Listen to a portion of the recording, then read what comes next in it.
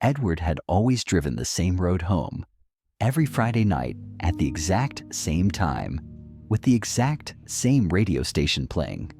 The streets were mostly empty, bathed in that dull orange haze of tired streetlights, the kind that made even memories feel faded. He was halfway through the industrial zone when his GPS suddenly crackled, resetting itself with a soft, digital sigh. Then, without warning, a voice he didn't recognize whispered through the speaker, "Turn left. You've passed this road before."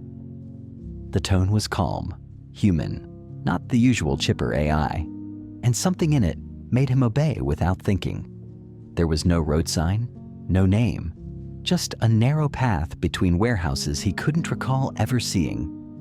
And yet, his hands turned the wheel as if they remembered something he did not. The further Edward drove down the unfamiliar path, the more the world around him seemed to shift, subtly at first.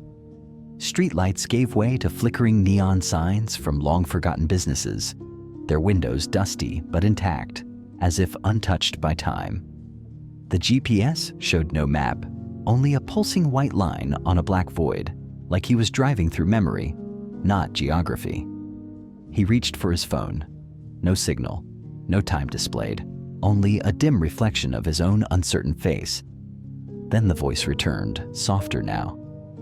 "You asked for this. You may not remember, but you asked." His heart pounded, not with fear, but with a quiet, aching recognition, as if the road wasn't taking him somewhere new, but leading him back to something he had buried long ago. The road curved unexpectedly, revealing a dimly lit gas station that looked like it hadn't operated in decades. Next to it stood an old photo booth, its curtains half drawn, flickering with a strange bluish light from within. Something compelled Edward to stop the car and step outside, the night air thick like syrup, full of a silence that listened. He approached the booth slowly, each step muffled by the weight of something unspoken.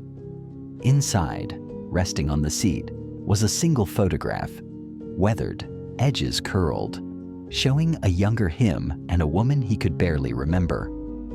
She smiled at the camera, leaning into him with a kind of trust that made his chest tighten. And on the back of the photo, scribbled in faded ink, "You promised you'd come back."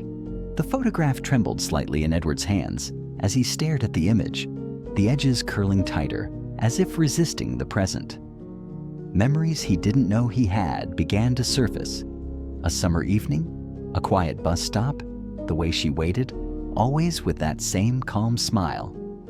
He had promised to meet her there once, long ago on the night he decided not to show up, not to explain, not to say goodbye. He told himself for years that life had simply moved on, that people drift apart. But now, holding that photo, he understood something deeper. Not everything drifts. Some things just wait. The GPS buzzed again and lit up, showing a single word across the screen. "Continue." The voice returned, more human than ever. "There's still time to arrive. But only if you're willing." The asphalt beneath Edward's car turned uneven, cracked with age, as if the road itself hadn't been touched for decades. Trees closed in on both sides, arching overhead like a tunnel of memory, their branches whispering secrets he didn't want to hear. The radio flickered on by itself. A soft, distant song began to play, one he hadn't heard since youth, tied to a moment he never wanted to relive. He gripped the steering wheel tighter, feeling both dread and inevitability, as though the car was no longer just following a route, but fate itself. The headlights revealed a sign barely standing. Maple Hollow, last stop ahead. And something in him broke open at the name. It wasn't just a place. It was the place, where he made the decision that changed everything. The voice in the GPS whispered, "You're almost there, Edward. Don't turn back now." The car rolled to a quiet stop at the edge of an overgrown clearing, where a crooked bench and a rusted bus stop sign still stood. Weeds swayed in the wind, like they remembered the footsteps that never arrived, the meeting that never happened. Edward stepped out slowly, every part of him unsure, not just of the place, but of the man he'd become since that day.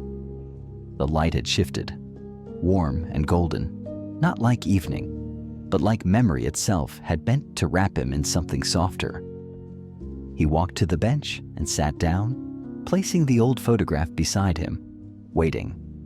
And then, the air shimmered, the rust was gone, the weeds retreated, time rewound. From around the corner, a figure approached, older, changed, but unmistakable. Her eyes widened as she saw him. She stopped a few feet away, as if afraid the scene might break if she stepped too close. Edward looked up at her, searching for the version of her he'd carried in his guilt all these years. But the woman before him was real, more alive than the memory. She spoke quietly, almost to herself. "You were never supposed to come back." He shook his head, not in denial, but in something softer, like apology and relief combined. He didn't know how this was happening, whether it was real or imagined, but he wasn't going to waste it. He motioned to the bench beside him, and after a pause, she sat. No words were needed anymore, not when the silence finally felt right. The camera pulls back slowly, the two figures becoming smaller against the backdrop of dusk and tall summer grass. No music plays, only the natural hum of crickets, the soft breeze, the stillness of a moment reclaimed. Inside the parked car, the GPS screen goes black, and the voice, no longer artificial, murmurs one last time, "Route complete." Then silence. Nothing more to be said, nothing more to fix. Just a moment, lived fully at last.